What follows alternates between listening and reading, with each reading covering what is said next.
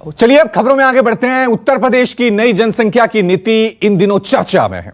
बढ़ती आबादी पर रोक लगाने के लिए यूपी सरकार ने नई नीति जारी की है, लेकिन नई नीति पर अब सियासी घमासान छिड़ा है। बिहार के मुख्यमंत्री नीतीश कुमार ने तंज कसा है। नीतीश ने कहा कि सिर्फ कानून बनाकर जनसंख्या पर कंट्रोल करना संभव नहीं है। जब महिलाएं शिक्षित होंगी तो प्रजनन दर घटेगा। वहीं वीएचपी ने भी एक बच्चे की नीति के खिलाफ लॉ कमीशन को लेटर लिखा है। उधर देवबंद ने इसे मानवाधिकारों के खिलाफ बताया है। ऐसे में सवाल है कि योगी की नई जनसंख्या नीति कितनी जायज है। आज इसी मुद्दे पर हमारी बात होगी। हमारे साथ मेहमानों का पैनल जुड़ेगा, लेकिन सबसे पहले नीतीश कुमार और वीएचपी के कार्यकारी अध्यक्ष का बयान सुनिए। जो राज्य जो करना चाहे अपना करे, लेकिन हमारा बहुत साफ साफ ओपिनियन, जनसंख्या नियंत्रण के लिए अगर आप सिर्फ कानून बना करके कोई उसका उपाय करेंगे, ये सभी ठीक से संभव नहीं है। आप जरा चाइना का पता कर लीजिए, 1 से 2 किया, अब 2 के बाद भी क्या हो रहा है। तो आप देख लीजिए स्थिति, कहीं भी किसी देश का हालचाल देख लीजिए। ये सबसे बड़ी चीज है कि जब महिलाएं पूरे तौर पर पढ़ी रहेंगी तो इतनी जागृति आती है, इतना कॉन्शसनेस होता है कि अपने आप प्रजनन दर घटेगा। और आप तो जान रहे हैं, शुरू से हम लोग इसके लिए काम कर रहे थे, और उसी में जो आपने कहा, जो इतना ज़्यादा इस पर रिसर्च हुआ, सर्वे किया गया, देखा गया, और देखा गया कि जब पति पत्नी में पत्नी मैट्रिक पास है तो देश भर का एवरेज प्रजनन दर 2 था, और बिहार में भी वही किया गया तो पता चला 2 ही है। लेकिन अगर +2 तक पढ़ी हुई है, इंटर पास है, तो देश का उस समय आया 1.7 और बिहार का आया 1.6। तो इसी समय तो यूरेका की भावना आई ना, हमको लगा कि भाई इतनी बड़ी चीज़ है, ये तो प्रजनन दर को कम करने के लिए। बिहार में कितना ज़्यादा है आप जानते हैं। तो देखिए, इससे काम शुरू करते करते घटते घटते 4 के ऊपर था, अब उससे घटते घटते 3 के पास पहुँच गया। 2 बच्चों वाली नीति जनसंख्या नियंत्रण की ओर ले जाती है, लेकिन 2 से कम बच्चों की नीति आने वाले समय में कई नकारात्मक प्रभाव पैदा कर सकती है। अगर 1 चाइल्ड पॉलिसी लाई जाती है तो इससे समाज में आबादी का असंतुलन पैदा होगा। ऐसे में सरकार को इस बारे में फिर से विचार करना चाहिए, वरना इसका असर नेगेटिव ग्रोथ पर हो सकता है। और एक और बड़ी खबर आपको बता दें कि योगी की जनसंख्या नीति पर देवबंद ने सवाल उठाए हैं और कहा है कि यह नीति मानवाधिकारों के खिलाफ है। कानून 2 से अधिक बच्चों पर क्यों नहीं सुविधाएं नहीं दे, इस तरह से अब देवबंद ने इसको लेकर सीधे सीधे सवाल उठाना शुरू कर दिया है और कहा है कि मानवाधिकारों के खिलाफ यह कानून है। एक तरफ मुख्यमंत्री योगी आदित्यनाथ जनसंख्या नियंत्रण नीति को लेकर आगे बढ़ रहे हैं, दूसरी तरफ अब इसका विरोध भी हो रहा है। एक तरफ नीतीश कुमार विरोध उठा रहे हैं और दूसरी तरफ यहां पर देवबंद ने भी जनसंख्या नीति पर सवाल उठाना शुरू कर दिया और कहा है कि ये जो नीति है वो मानवाधिकारों के खिलाफ है। 2 से अधिक बच्चों पर क्यों नहीं सुविधाएं नहीं देना सीधे सीधे नाइंसाफी होगा।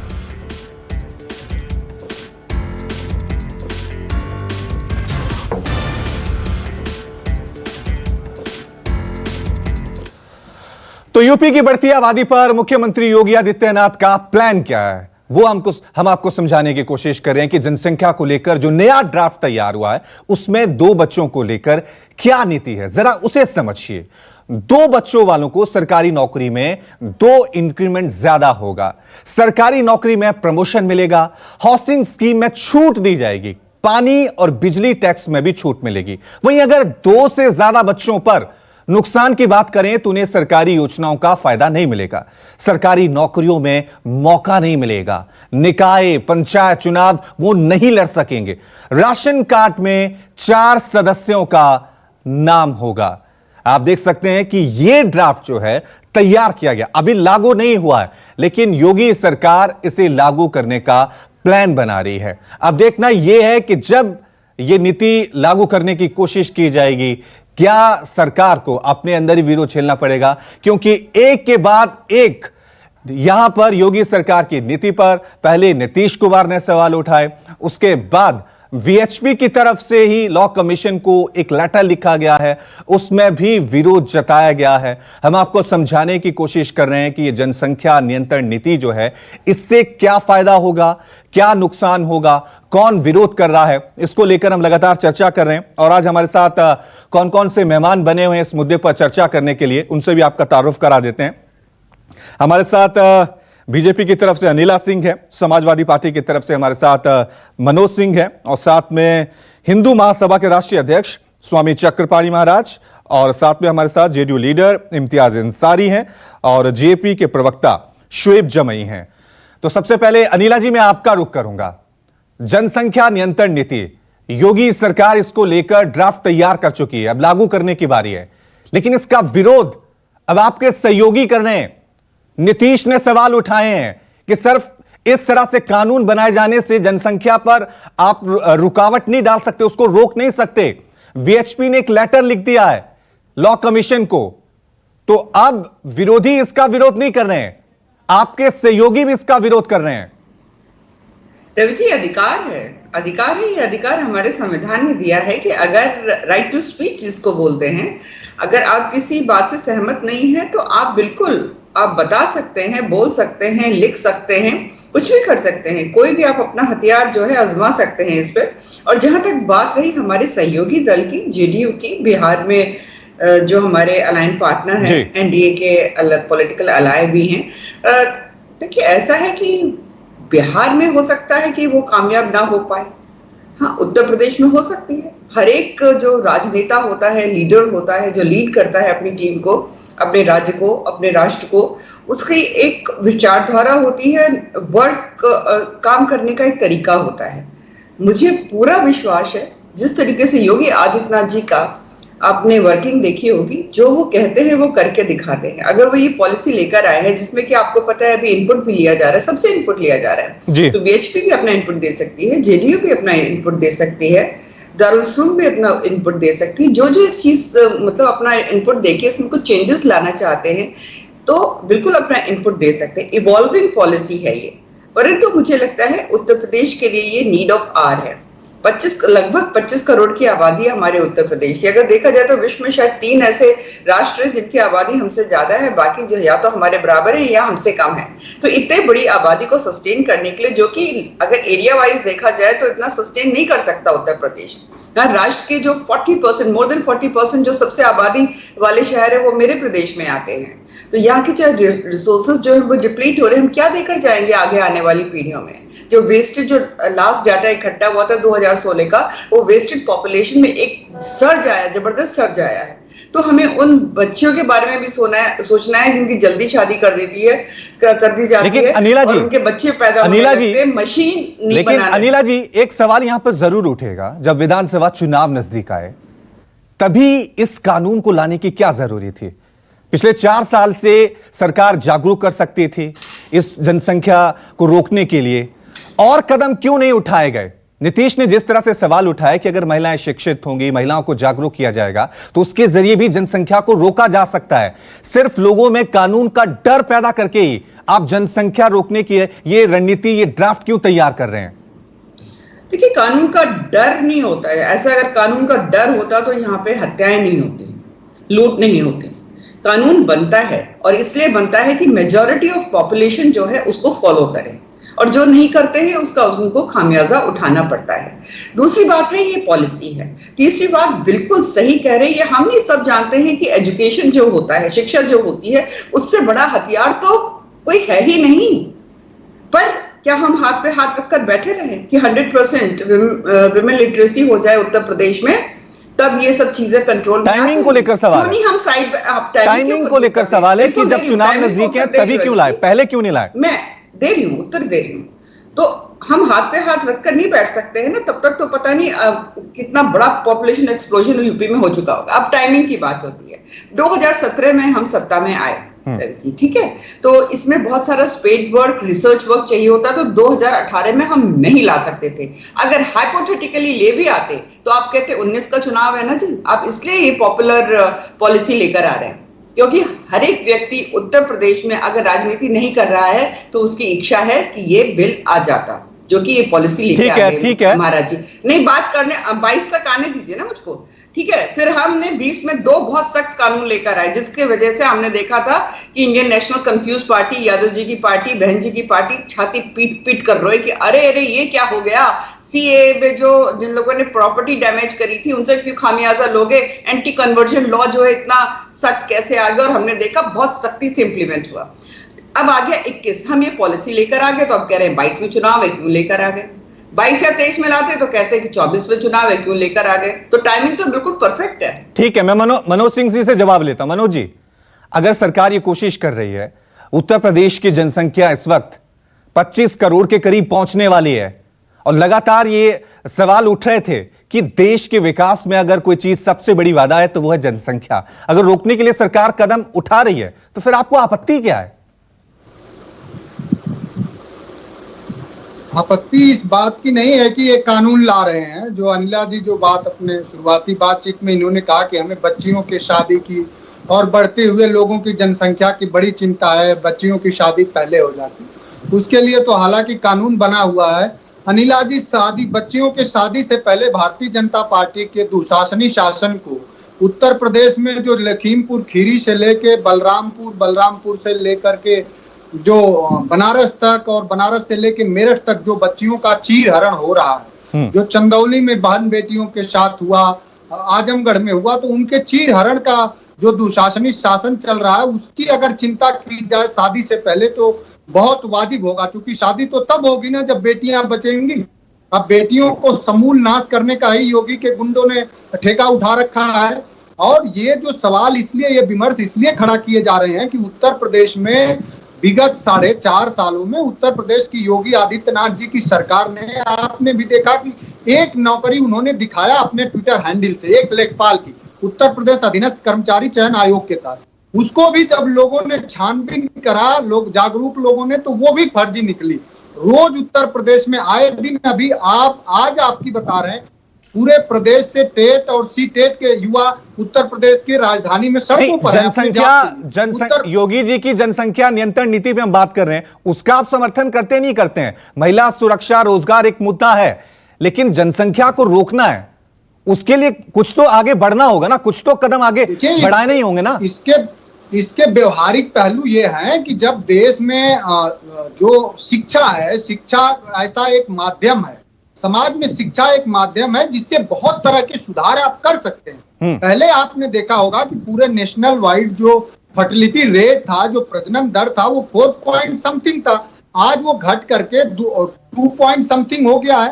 तो अगर शिक्षा का स्तर बढ़े, सबको रोजगार मिले, सबके जो बुनियादी सवाल हैं, लेकिन वो उत्तर प्रदेश में जो अराजकता का माहौल है, योगी समर्थित गुंडों का और भारतीय जनता पार्टी के गुंडों का जो माहौल है, अब ये है कि न्यूज 24 इतना जनमुखी चैनल है, इस पर कहीं ये विमर्श न आ जाए कि उत्तर प्रदेश में तो मां बहन बेटियों की आबरू लूटी जा रही है, पूरे सड़कों पे गड्ढा है, नौजवानों को रोजगार नहीं है, किसी के न्यूज 24 हर बार इसकी सवाल, हर बार चाहे महिला सुरक्षा की बात हो, युवाओं के रोजगार की बात हो, सबसे पहले हम बात करते हैं।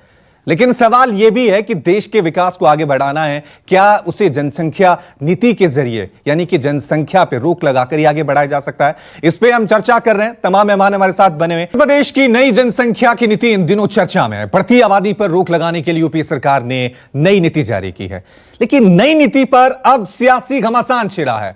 बिहार के मुख्यमंत्री नीतीश कुमार ने तंज कसा है। नीतीश ने कहा है कि सिर्फ कानून बनाकर जनसंख्या पर कंट्रोल करना संभव नहीं है। जब महिलाएं शिक्षित होंगी तो प्रजनन दर घटेगा। तो साफ तौर से यह कह सकते हैं कि अब जनसंख्या नीति का विरोध होने लगा है और खुद बीजेपी के सहयोगी इसका विरोध करने लगे हैं। चलिए, इस मुद्दे पर हम लगातार चर्चा कर रहे हैं। हमारे साथ पैनल बना हुआ है और पैनल से मैं आपको इंट्रोड्यूस भी करा चुका हूं। हमारे साथ इम्तियाज अंसारी जेडीयू की तरफ से बने हुए हैं। इम्तियाज जी, अब आपका रुख यहां पे जानना बहुत जरूरी हो जाता है। अनिला जी कह रहे हैं कि हो सकता है उत्तर प्रदेश में यह नीति कामयाब हो, बिहार में ना हो। नीतीश कुमार भी सवाल उठा रहे हैं, क्या बिहार को जरूरत नहीं है जनसंख्या पे रोक लगाने की ताकि विकास को आगे बढ़ सके? क्यों नीतीश इसका विरोध कर रहे हैं?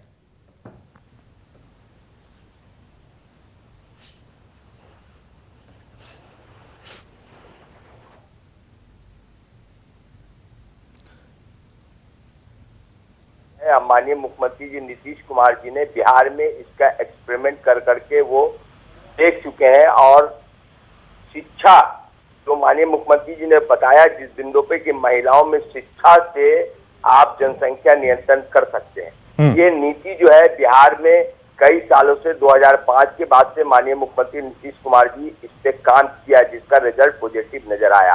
देखिए, कानून का डंडा चला करके हर चीज सामाजिक संतुलन को नहीं बिगाड़ना चाहिए। हम लोग ना पक्ष में है ना विपक्ष में है। अगर बालिकाओं में महिलाओं में शिक्षा की ग्रोथ अगर बढ़ेगी तो जनसंख्या नियंत्रण हो जाएगा। ये नीति बिल्कुल स्पष्ट है और इस नीति पे बिहार ने काम किया है, इसका पॉजिटिव रिजल्ट आया है। आप प्रतिज्ञा कर लीजिए कि हमारे राज्य के हर बालिका हर महिला को हम शिक्षित कर देंगे। जब आप शिक्षित कर देंगे तो प्रजनन की दर जो है बिल्कुल गिरावट आएगी। ये बिहार में एक्सपेरिमेंट हो चुका है, इसका पॉजिटिव रिजल्ट हमारे राज्य में देखने को मिला है। आप 2005 के पहले देखिए, हमारे यहाँ शिक्षा महिलाओं में छात्राओं में बहुत कमी थी। 2005 के बाद माननीय मुख्यमंत्री नीतीश कुमार जी ने पोशाक योजना, साइकिल योजना, स्टूडेंट क्रेडिट कार्ड और बालिकाओं को स्कूल में पहुंचाना, छात्राओं को हॉस्टल देना, उनका कुछ शिक्षा प्रदान करना, इन तमाम नीतियों के साथ बिहार ने जो काम किया इससे जनसंख्या लेकिन इम्तियाजी आपके जो सहयोगी दल हैं बीजेपी और उसके नेता गिरिराज सिंह, वो आपको संदेश दे रहे हैं कि इसको किसी धर्म के चश्मे से मत देखिए, ये जो नीति बन रही है ये विकास के लिए बन रही है। तो आपके जो सहयोगी हैं वो ही इसका समर्थन कर रहे हैं। हम लोग भी तो यही कह रहे हैं कि ये ऐसा विषय है कि ना इसको धर्म के चश्मे से देखा जा सकता है, ना जाति धर्म के चश्मे से देखा जाता है। ये विषय बहुत ही सेंसिटिव विषय है। इस पे सामाजिक जागरूकता, सामाजिक चेतना ला करके इस पे जनसंख्या पे हम नियंत्रण कर लेंगे। कानून का डंडा चला करके या कानून बना करके इस पे सफलता नहीं प्राप्त किया जा सकता है। बिहार में हम लोगों ने यानी जेडीयू का साफ तौर से स्टैंड है कि वो बिहार में इस तरह की नीति लागू नहीं करेंगे। हमारे संवाददाता सौरभ भी हमारे साथ बने हुए हैं। सौरभ, आपसे मैं यहां पर जानना चाहूंगा, यूपी में बीजेपी का साफ तौर से स्टैंड है कि वो इसको ड्राफ्ट तैयार कर चुके हैं और जल्दी इसको लागू करने की यहां पर रणनीति बनाई जा रही है, लेकिन बिहार में भी अब जनसंख्या नियंत्रण कानून को लेकर घमासान मच गया है। बीजेपी चाह रही है कि बिहार में कानून लागू हो, नीतीश कुमार साफ तौर से कह रहे हैं कि बिहार में इसकी जरूरत नहीं है। आपको लग रहा है नया विवाद बीजेपी और जेडीयू के बीच ये बन सकता है?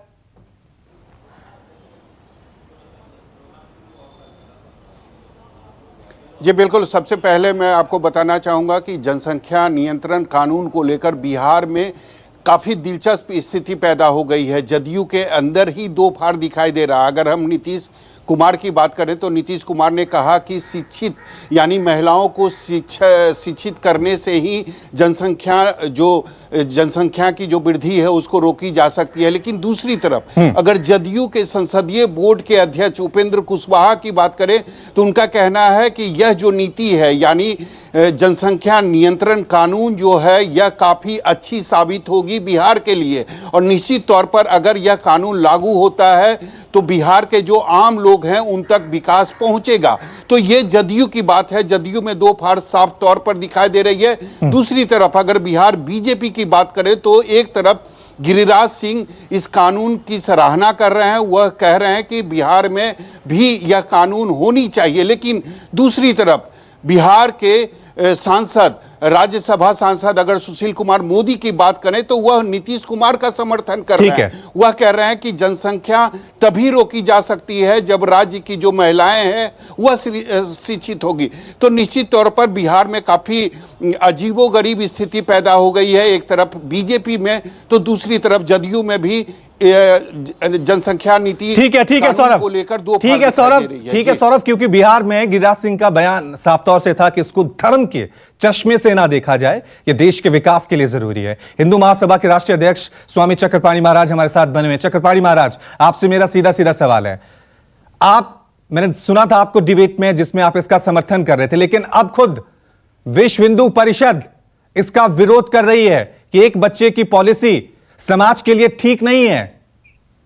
देखिए रवि जी, चाहे विश्व हिंदू परिषद विरोध करे या समाजवादी पार्टी के बैठे हैं वो दूसरी बात कर रहे हैं कि जैसे उत्तर प्रदेश में कानून व्यवस्था महिलाओं की, ये सब विषय या जो योगी जी उस पे मसौदा तैयार किए, ये सब विषय जो है चर्चा का विषय है। लेकिन एक बात अवश्य है रवि जी कि देश में पूर्व जो प्रधानमंत्री थे मनमोहन सिंह, उन्होंने अपने जब प्रधानमंत्री थे उन्होंने बोला था कि सबसे पहले संसाधनों पे, देश के संसाधनों पे अधिकार अल्पसंख्यकों का होगा। तो इसलिए बोला था क्योंकि संसाधन एक सीमित है, इस देश की संसाधन एकदम सीमित है, तो आखिर बहुसंख्यकों को क्यों छोड़ रहे हो। लेकिन अगर जनसंख्या नीति बनेगी, जनसंख्या पे कानून बनेगा, और मैं प्रदेश नहीं बल्कि राष्ट्रीय स्तर पे चाहता हूं कि कानून बनाया जाए, बनेगा तो सभी बच्चों को शिक्षा मिलेगा, सभी बच्चों को रोजगार मिलेगा, सभी बच्चों को चिकित्सा की व्यवस्था मिलेगा। आखिर हम चार हमारे 40 के सिद्धांत पे जो लोग चला करते हैं और उनके ज्यादा बच्चे पैदा हो जाते हैं, आप जरा सोचो कि न उसको पढ़ाई करने की व्यवस्था होती है, न किसी प्रकार की और चिकित्सा की सुविधा मिल पाती है, न उसको 2 जून की रोटी ठीक मिल पाती है,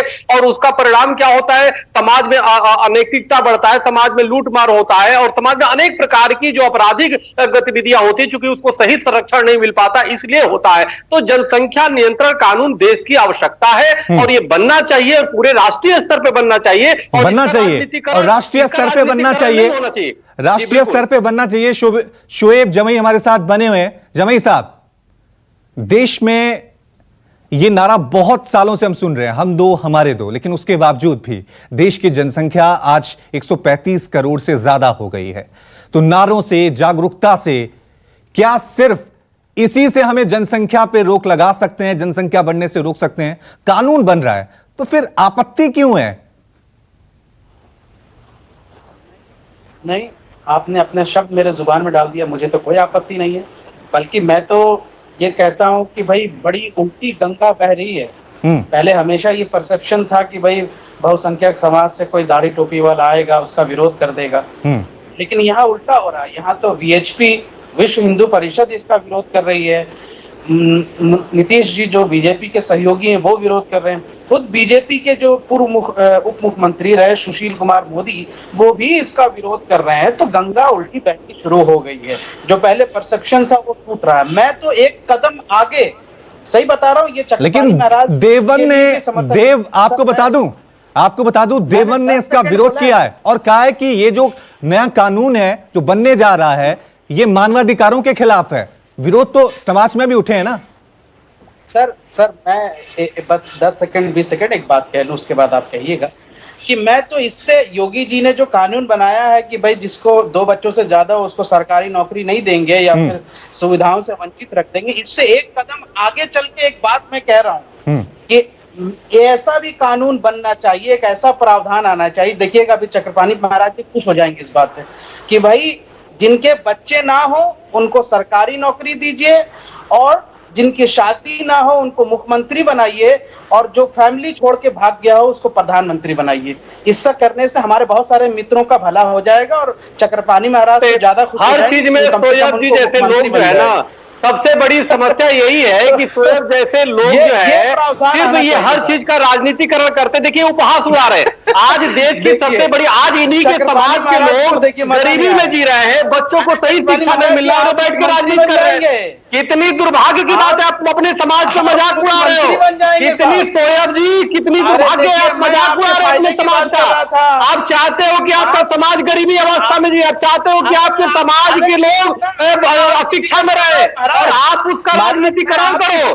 आपके मनसा ठीक नहीं है, आपका दिमाग भी आपका अच्छा वो है, आपका दिल भी काला है, आपका दिमाग भी काला है और दिल भी काला है। अरे अपने समाज के प्रति तो सोचिए, कभी तो राष्ट्र के लिए सोचिए। जो मुख्यमंत्री बनना होगा बनेगा, जो प्रधानमंत्री बनना होगा बन जाएगा। अरे आप बच्चों की काउंट ना करो, आपकी कितनी बीबियां, मैं तो नहीं पूछ रहा हूँ कि कितनी पत्नियां हैं, लेकिन हम चार। ठीक है चक्रपाणी महाराज जी, मैं नहीं चाह रहा हूं कि बहस को हम थोड़ा व्यक्तिगत, चक्रपाणी महाराज जी मैं नहीं चाहता हूं कि इस बहस को हम थोड़ा सा व्यक्तिगत तरीके पे ले जाएं, व्यक्तिगत किसी तरह के आरोप लगाएं। जमी साहब मैं सीधा रुख करूंगा अनिला जी का, क्योंकि अनिला जी उत्तर प्रदेश में साफ तौर से आपने जेडीयू का यहां पे रुख सुना होगा, उनका सीधा सीधा स्टैंड है कि वो लोगों को जागरूक करना चाहते हैं। बिहार ने कदम उठाए और उसके नतीजे भी सामने आए। योगी जी जबरदस्ती कानून का डंडा दिखाकर लोगों को भय दिखा रहे हैं और देवन नवाब पे सवाल उठा रहा है कि ये तो मानवाधिकारों का उल्लंघन है। देखिए, जैसे कि मैंने शुरुआत में कहा कि जो लोग ये बात कर रहे हैं उन्होंने इस पॉलिसी को पढ़ा ही नहीं है। तो मैं तो उनसे विनती करूंगी, निवेदन करूंगी, एक बार इस पॉलिसी को आप पढ़ लीजिए तो आपके मन में जितने भी डाउट्स हैं वो खत्म हो जाएंगे। और खासतौर से जो लोग डिबेट करने के लिए आते हैं या मीडिया के सामने बाइट्स देते हैं, उनको ये पॉलिसी पहले पढ़ लेनी चाहिए अपना रिएक्शन देने से पहले। अभी चाहे वो जमई साहब कुछ बोल रहे हों या फिर हमारे जो जेडीयू के भाई हैं वो कुछ बोल रहे हों, इन लोगों ने, और समाजवादी पार्टी का तो मैं कुछ कह ही नहीं सकती। यादव जी की पार्टी ने तो जो कबाड़ा किया, ऐसा राजनीतिक दल जो आतंकवादियों के ऊपर से मुकदमे वापस लेते हैं, फिर हाईकोर्ट मारती है फटकार। वाराणसी में इनोसेंट लोग मारे गए और इन लोगों ने उनके ऊपर से मुकदमे वापस लिए, तो फटकार लगी हाईकोर्ट से, तब जाके दुरुस्त। भारतीय जनता पार्टी है जो मरे हुए लोगों के भाजपा के ये कहते हो कि एटीएस नालायक उत्तर प्रदेश की, पुलिस नालायक उत्तर प्रदेश की, आतंकवादी मेरे भाई हैं, उनके साथ जाति हो रही है, हम तो इनके मुकदमे वापस लेते हैं, आप इनकी गिरफ्तारी करते हैं। तो ऐसे ठीक है, ठीक है, ठीक है, ठीक है, ठीक है अनिला जी, ठीक है मनोज जी, मेरे पास समय की कमी है, यहीं पर इस डिबेट को रोकना होगा। लेकिन अपने आप में बड़ा सवाल है कि जनसंख्या नियंत्रण कानून जो योगी सरकार लगा रही है, क्या वो कानून के जरिए ही लोगों को जनसंख्या रोकने के लिए जागरूक किया जाएगा? क्या इस टाइमिंग को लेकर सवाल नहीं उठ रहे हैं? और यह भी अपने आप में बड़ा सवाल है कि देश को अगर विकास के रास्ते पर आगे ले जाना है तो क्या देश की जनसंख्या रोकने के लिए 2 कदम आगे नहीं बढ़ाने होंगे? इसका विरोध भी जरूरी है। यह अपने आप में बहुत बड़े सवाल है। बहुत बहुत शुक्रिया आप सभी मेहमानों का हमारे साथ चर्चा करने के लिए। यार रुक रहे हैं एक छोटे से ब्रेक के लिए, आप देखते रहिए न्यूज़ 24। नमस्कार, मैं हूं मानक गुप्ता। अगर आपको हमारा ये वीडियो पसंद आया हो तो इसे लाइक और शेयर जरूर करें, और हाँ, हमें सब्सक्राइब और फॉलो करना ना भूलें ताकि आप देश और दुनिया की कोई खबर मिस ना करें। चाहे कोई ब्रेकिंग न्यूज हो या कोरोना वायरस से जुड़ी कोई भी अपडेट, पॉलिटिक्स हो या आपकी जेब से जुड़ी कोई खबर, इलेक्शन की कोई न्यूज हो, कोई कंट्रोवर्सी हो या फिर कोई वायरल वीडियो, सब कुछ मिलेगा न्यूज़ 24 पर। तो जुड़े रहिए हमारे साथ और देखते रहिए न्यूज़ 24।